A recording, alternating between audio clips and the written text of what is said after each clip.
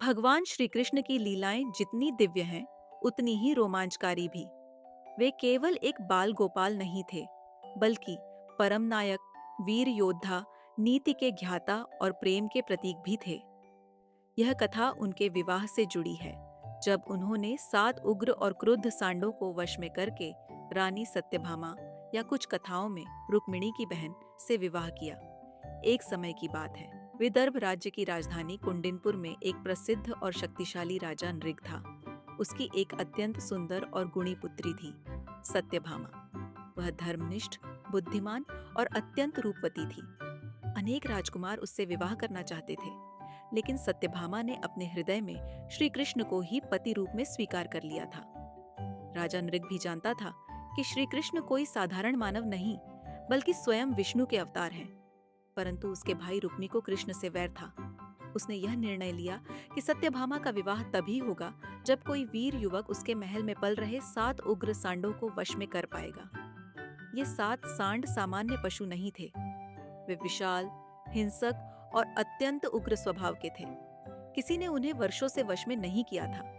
जब भी कोई योद्धा विवाह प्रस्ताव लेकर आता, उसे इन सांडों से युद्ध करना पड़ता, लेकिन कोई भी जीवित वापस नहीं लौटता।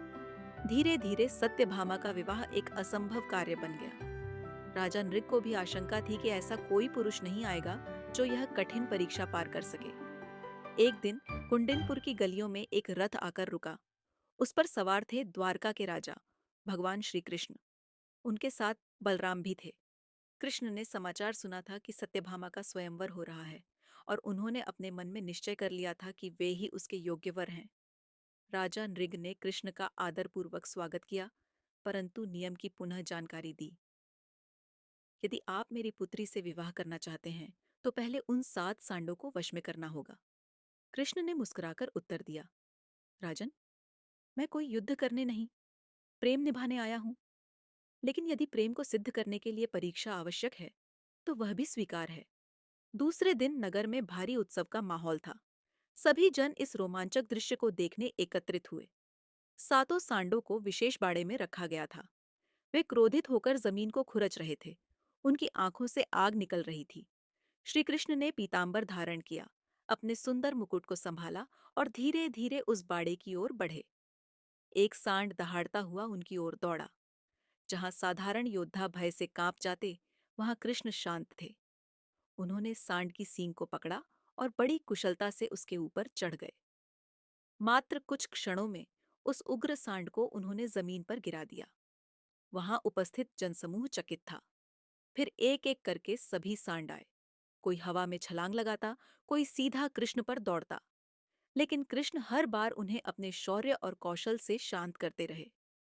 बलराम और अन्य योद्धा आश्चर्य से देख रहे थे। अंततः कुछ ही समय में 7 सांड कृष्ण के चरणों में झुक गए। वे उग्र पशु अब मानो शांत संत बन गए थे। महल की छत पर खड़ी सत्यभामा यह दृश्य देख रही थी। उसका हृदय प्रेम और श्रद्धा से भर गया। उसने मन ही मन श्री कृष्ण को अपना सब कुछ समर्पित कर दिया।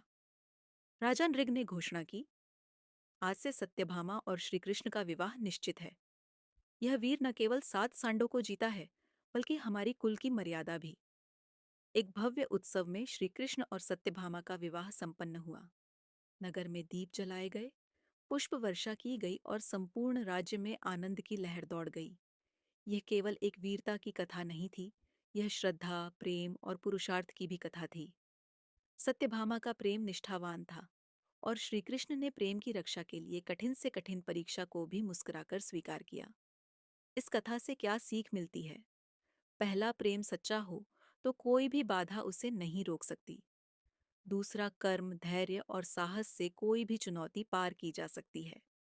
तीसरा, अहंकार, सांडों की तरह को भी प्रेम और शक्ति से वश में किया जा सकता है। चौथा, धर्म का पालन हमेशा विजय दिलाता है। कृष्ण ने सांडों को वश में किया।